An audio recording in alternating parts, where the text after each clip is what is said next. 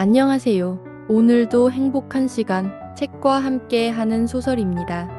여러분의 응원과 관심은 저에게 큰 힘이 됩니다.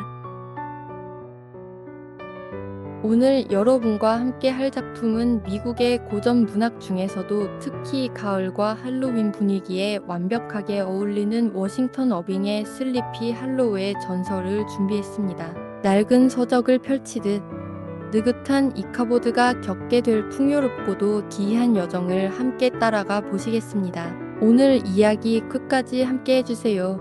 지금 시작합니다.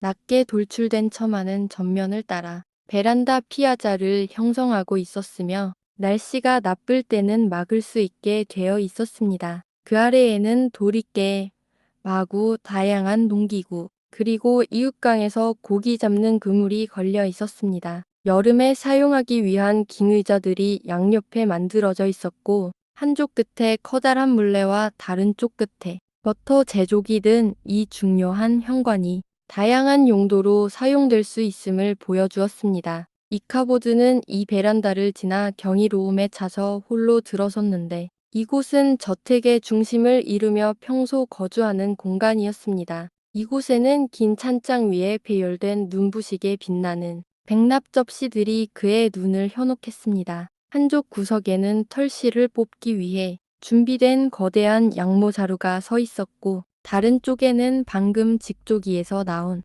린지울시 혼방직물 한 덩이가 있었습니다. 옥수수 이삭과 말린 사과와 복숭아 꿰미가 벽을 따라 흥겹게 걸려 있었고 붉은 고추의 화려함과 뒤섞여 있었습니다. 반쯤 열린 문은 그에게 가장 좋은 응접실을 엿보게 해주었는데 그곳에서는 짐승 발 모양 다리가 달린 의자들과 어두운 마호가니 테이블이 거울처럼 빛났습니다. 하루 받침대는 그 부속품인 부삽과 부젓가락과 함께 아스파라거스 순으로 만든 덮개 아래에서 반짝였습니다. 모조 오렌지와 소라 껍데기가 벽난로 선반을 장식했고 다양한 색깔의 새알꿰미가 그 위에 매달려 있었습니다. 커다란 타조 알이 방 중앙에 걸려 있었고 일부러 열어둔 벽코너 찬장에는 오래되는 제품과 잘 수선된 도자기라는 엄청난 보물들이 전시되어 있었습니다. 이카보드가 이 기쁨의 영역들에 눈을 두는 순간부터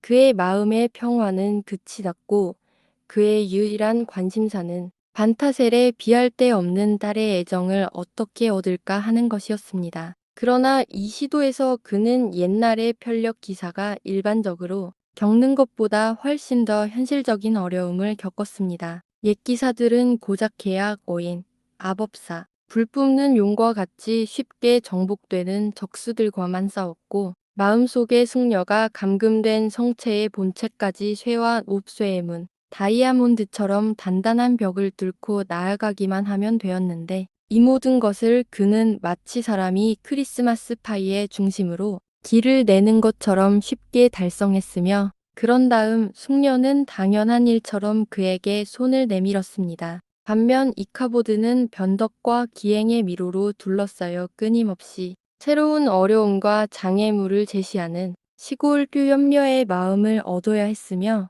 심지어 그는 진짜 피와 살을 가진 무서운 적수들, 즉 그녀의 마음에 이르는 모든 문을 에워싸고 서로를 감시하고 노려보면서도 새로운 경쟁자에 대항하여서는 공동의 대의를 위해 당장이라도 달려들 준비가 되어 있는 수많은 시골 구혼자 무리와 맞서야 했습니다. 이들 구혼자들 중에서 가장 강력한 상대는 아브라함, 혹은 네덜란드식 약어로 브론 반 브런트라는 이름을 가진 건장하고 호탕하며 더들썩한 사내였습니다. 그는 주변 시골의 자신의 괴력과 대담한 공적이 울려 퍼지는 이 지역의 영웅이었습니다. 그는 어깨가 넓고 두 겹 관절을 가졌으며 짧은 곱슬 흑발과 퉁명스럽지만 불쾌하지 않은 용모를 지녔는데 장난기와 오만함이 뒤섞인 분위기를 풍겼습니다. 그의 헤라클레스 같은 체격과 뛰어난 사지의 힘 덕분에 그는 브롬 본즈라는 별명을 얻었으며 이 이름으로 만인에게 알려졌습니다. 그는 승마에 대한 뛰어난 지식과 기술로 명성이 높았는데 타타르인처럼 말 위에서 노련했습니다. 그는 모든 경마와 닭싸움에서 선두였으며 시골 생활에서 육체적 힘이 늘 획득하는 우위를 바탕으로 모든 분쟁의 심판이었습니다. 그는 모자를 한쪽으로 비스듬히 쓰고 아무도 반박하거나 이의를 제기할 수 없는 태도와 어조로 판결을 내렸습니다. 그는 싸움이든 장난이든 항상 준비가 되어 있었지만 그의 성격에는 악의보다는 장난기가 더 많았으며 모든 고압적인 거칠음 속에도 밑바탕에는 장난기 어린 쾌활한 유머가 강하게 있었습니다. 그는 자신을 본보기로 여기는 서너 명의 마음 맞는 친구들을 거느리고 있었고 그들의 우두머리로서 수마일 주변의 모든 싸움이나 흥겨운 현장을 찾아 시골을 휩쓸고 다녔습니다. 추운 날씨에는 화려하게 나부끼는 여우꼬리가 얹은 모피 모자로 눈에 띄었습니다. 시골 사람들이 모이는 곳에서 이 잘 알려진 상징이 거친 기수들 사이에서 이리저리 움직이는 것을 멀리서 발견하면 그들은 늘 한바탕 소동을 각오하고 옆으로 비켜섰습니다. 때로는 그의 일행이 한밤중에 농가 옆을 봐하는 함성과 함께 마치 돈 코사크 기마대처럼 질주하는 소리가 들리곤 했습니다. 잠에서 깬 늙은 안악들은 요란한 소동이 덜컹거리며 지나갈 때까지 잠시 귀 기울인 다음 아이고 브론 본즈와 그 패거리들이 지나가는구먼 하고 외치곤 했습니다. 이웃들은 그를 경외, 감탄, 그리고 호의가 뒤섞인 시선으로 바라보았습니다. 그리고 근방에서 어떤 무모한 장난이나 시골 싸움이 발생하면 그들은 항상 고개를 저으며 브론 본즈가 그 일의 원흉일 것이라고 확신했습니다. 이 방탕한 영웅은 얼마 동안 피어나는 카트리나를 자신의 서투른 구애의 대상으로 지목했습니다. 그리고 그의 연애 장난이 곰의 부드러운 애무나 애정 표현과 비슷했지만 그녀가 그의 희망을 완전히 꺾지는 않았다는 소문이 돌았습니다. 확실한 것은 그의 접근은 경쟁자들이 물러나는 신호였습니다. 그들은 연애 중인 사자의 앞길을 가로막을 생각이 없었기 때문입니다. 그래서 일요일 밤에 그의 말이 반타셀의 울타리에 묶여있는 것이 보이면 그의 주인이 안에서 구애 중이거나 소위 불꽃을 튀기고 있다는 확실한 신호였으므로 다른 모든 구원자들은 절망 속에 지나쳐 가 다른 곳으로 전쟁을 옮겼습니다. 이러한 것이 이카보드 크레인이 맞서야 했던 강력한 경쟁자였으며 모든 것을 고려할 때 그보다 더 굳센 사람이라도 경쟁에서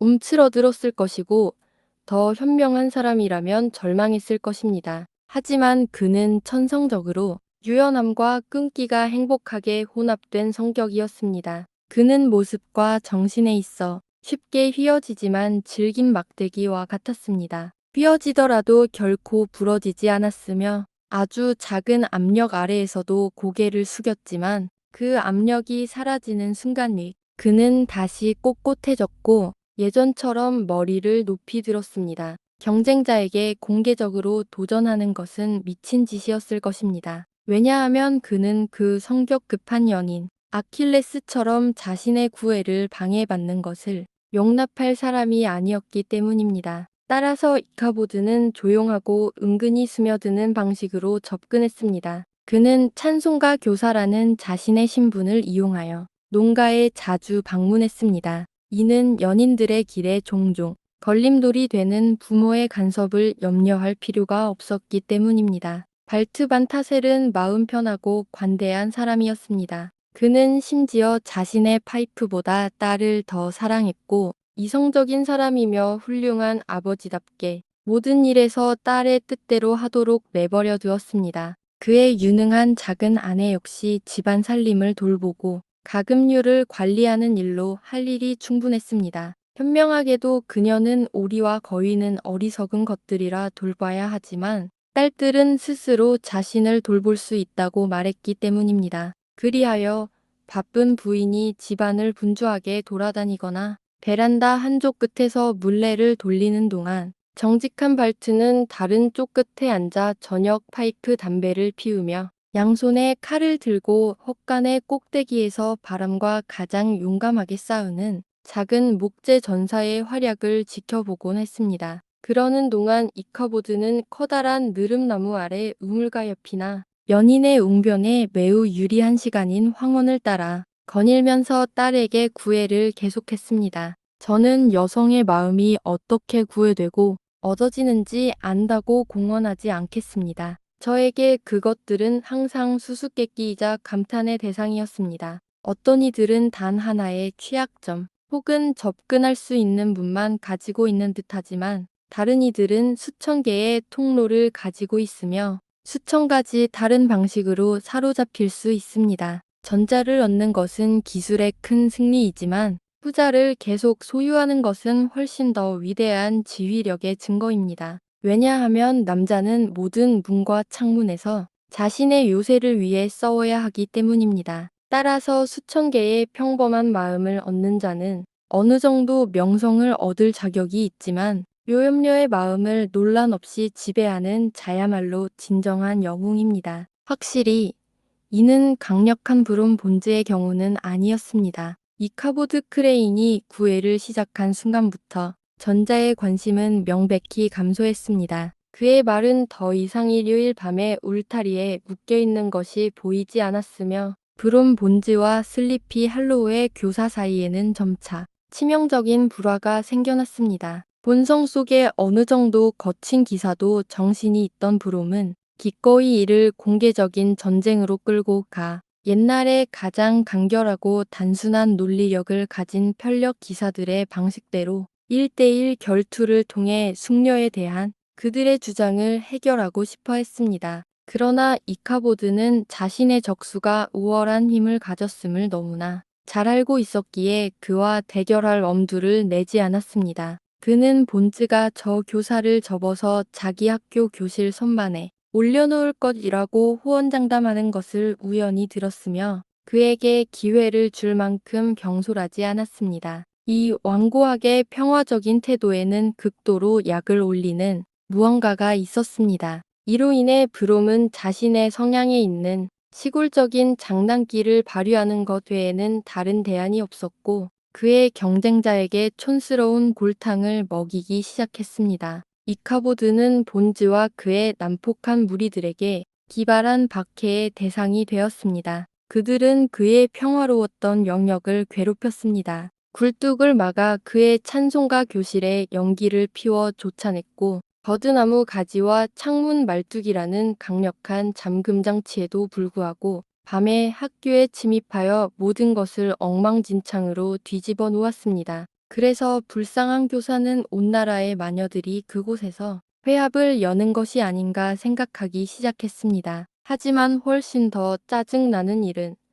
브롬이 모든 기회를 포착하여 자신의 연인 앞에서 그를 조롱거리로 만들었다는 것입니다. 그는 가장 우스꽝스러운 방식으로 낑낑거리도록 가르친 비열한 개 한 마리를 가지고 있었는데 그 개를 이카보드의 경쟁자로 소개하며 카트리나에게 찬송가를 가르치게 했습니다. 이렇게 얼마 동안 상황은 계속되었지만 경쟁 세력들의 상대적인 위치에는 눈에 띄는 변화를 가져오지 못했습니다. 어느 화창한 가을 오후 이카보드는 상념에 잠긴 채 자신의 작은 문학 왕국의 모든 일을 늘 감시하던 높은 의자에 앉아 있었습니다. 그의 손에는 독재 권력의 상징인 회초리를 흔들고 있었고 정의의 자작나무 회초리는 악행을 저지르는 자들에게 끊임없는 공포를 주며 왕좌 뒤 세 개의 못에 걸려 쉬고 있었습니다. 한편 그의 앞 책상 위에는 게으른 개구쟁이들의 몸에서 적발된 반쯤 먹다 남은 사과, 딱총, 팽이, 파리장, 그리고 온무리에 사나운 작은 종이 닭과 같은 각종 밀수품과 금지된 무기들이 보였습니다. 분명 최근에 어떤 끔찍한 징벌이 가해졌음이 분명했습니다. 왜냐하면 그의 학생들은 모두 열심히 책에 몰두하거나 한쪽 눈은 교사를 주시하면서 은밀하게 뒤에서 속삭이고 있었기 때문입니다. 일종의 윙윙거리는 듯한 정적이 교실 전체에 감돌았습니다. 그때 삼배 옷으로 만든 저고리와 바지를 입고 헤르메스의 모자처럼 둥근 정수리 부분이 잘린 듯한 모자를 쓴 흑인 한 명이 나타나 갑자기 이정적이 깨졌습니다. 그는 낡고 야생적이며 길들여지지 않은 어린 망아지 등에 타고 있었고 고삐 대신 밧줄로 그 말을 다루고 있었습니다. 그는 덜컹거리며 학교 문까지 와서 이카보드를 반타셀 댁에서 그날 저녁 열리는 흥겨운 잔치 혹은 퀼팅 파티에 초대했습니다. 그는 이러한 사소한 심부름을 맡은 흑인들이 흔히 드러내는 중요한 기색과 우아한 언어를 구사하려는 노력을 보이며 자신의 메시지를 전달한 후 개울을 뛰어넘어 임무의 중요성과 서두름으로 가득 찬 채 골짜기를 따라 쏜살같이 달아나는 모습이 목격되었습니다. 방금까지 조용했던 교실은 이제 온통 분주함과 소란으로 가득 찼습니다. 학생들은 사소한 일에 멈추지 않고 급히 수업을 마쳤습니다. 민첩한 학생들은 처벌 없이 절반을 건너뛰었고 느린 학생들은 속도를 높이거나 어려운 단어를 넘기도록 돕기 위해 이따금씩 등 뒤에 따끔한 처벌을 받았습니다. 책들은 선반에 정리되지 않은 채 내던져졌고 잉크스탠드가 넘어졌으며 긴 의자들은 던져졌습니다. 그리고 전체 학교는 정규 시간보다 1시간 일찍 해방되어 어린 악마 군단처럼 튀어나와 이른 해방의 기쁨으로 푸른 잔디밭 주위를 고함치고 소란스럽게 뛰어다녔습니다. 이 용감한 이카보드는 이제 그의 가장 좋은, 사실상 유일한 빛바랜 검은색 양복을 닦고 손질하고 학교에 걸려있던 조각난 거울 조각을 통해 자신의 머리카락을 정돈하는데 최소한 30분 이상을 더 썼습니다. 그가 기병 캐벌리의 진정한 스타일로 연인 앞에 등장하기 위해 그는 자신이 기숙하고 있던 농부, 즉 한스 반 리퍼라는 이름의 성미 급한 늙은 네덜란드인에게서 말을 한 필 빌렸습니다. 그리고 이처럼 용감하게 말을 탄 채 그는 모험을 찾아 나선 편력 기사처럼 길을 나섰습니다. 하지만 낭만적인 이야기의 진정한 정신에 따라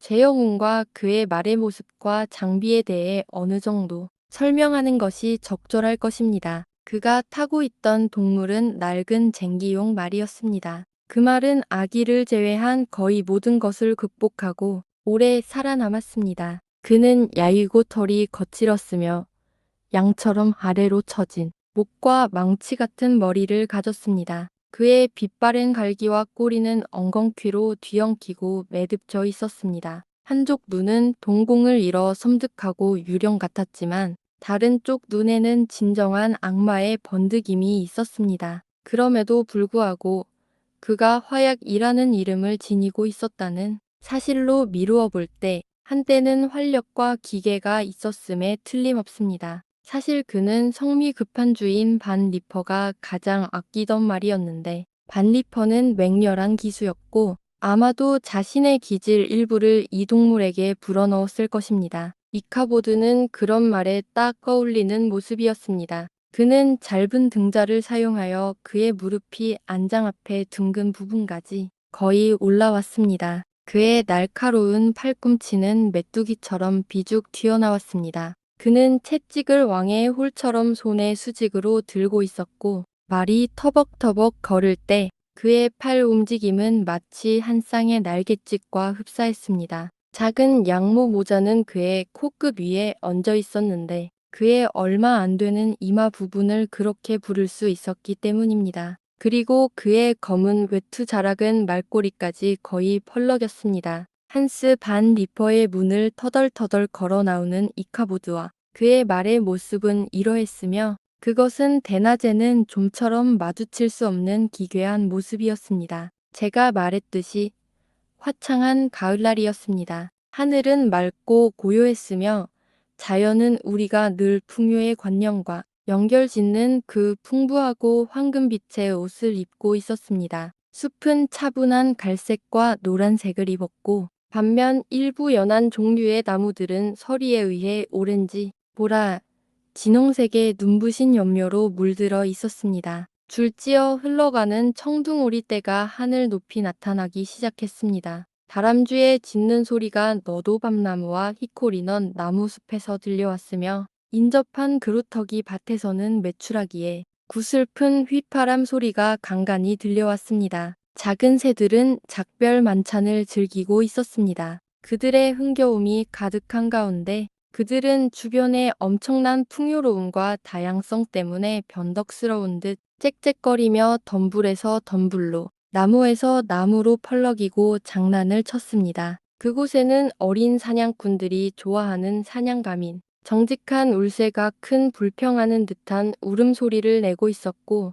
검은 구름처럼 날아다니는 지적 위는 검은 새들, 그리고 진홍색 깃털 왕관, 넓은 검은 멱장식, 화려한 깃털을 가진 황금날개 딱따구리가 있었습니다. 또한 붉은 끝날개와 노란 끝고리, 그리고 작은 몬테이로 모자 같은 깃털을 가진 삼나무새, 그리고 밝은 하늘색 외투와 흰색 속옷을 입고 소리 지르고 짓거리며 끄덕이고 몸을 흔들고 고개 숙이며 숲의 모든 명금들과 좋은 관계인 척하는 시끄러운 멋쟁이 파랑새도 있었습니다. 이카보드가 천천히 길을 터벅터벅 걸어가는 동안 그의 눈은 요리할 수 있는 풍요로움의 모든 징후에 들 열려 있었기에 즐거운 가을의 보물들 위로 기쁨을 머금고 훑었습니다. 사방에서 그는 거대한 사과 더미를 보았습니다. 일부는 나무의 억압적인 풍요로움으로 매달려 있었고,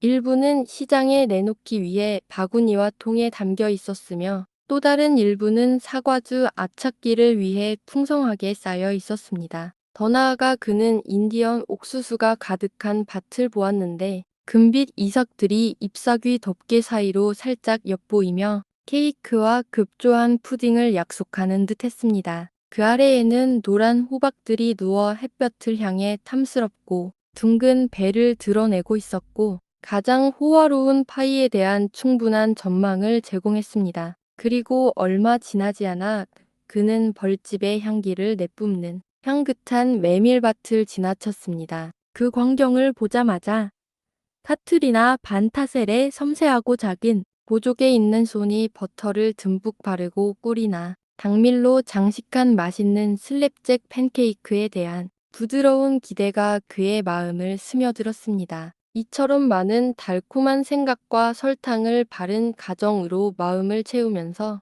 그는 장대한 허드슨강이 가장 아름다운 광경들 중 일부를 조망하는 일련의 언덕 옆을 따라 여행했습니다. 태양은 서쪽으로 그의 넓은 원반을 점차 굴려 내렸습니다. 탑한지 넓은 품은 여기저기 부드러운 물결이 흔들리며 멀리 있는 산의 푸른 그림자를 길게 느리는 것을 제외하고는 움직이지 않고 유리처럼 누워 있었습니다. 움직일 공기 한 점 없이 몇몇 호박색 구름이 하늘에 떠 있었습니다. 지평선은 고운 황금빛을 띠고 있었고 점차 순수한 사과 녹색으로 변하다가 거기서부터 하늘 중앙의 깊은 푸른색으로 바뀌었습니다. 강일부 위로 드리워진 절벽의 나무 우거진 봉우리에는 비스듬한 햇살이 머물러 바위 면의 짙은 회색과 보라색의 더 깊은 입체감을 더했습니다. 작은 돛담배 슬루프 하나가 먼 곳에서 조류를 따라 천천히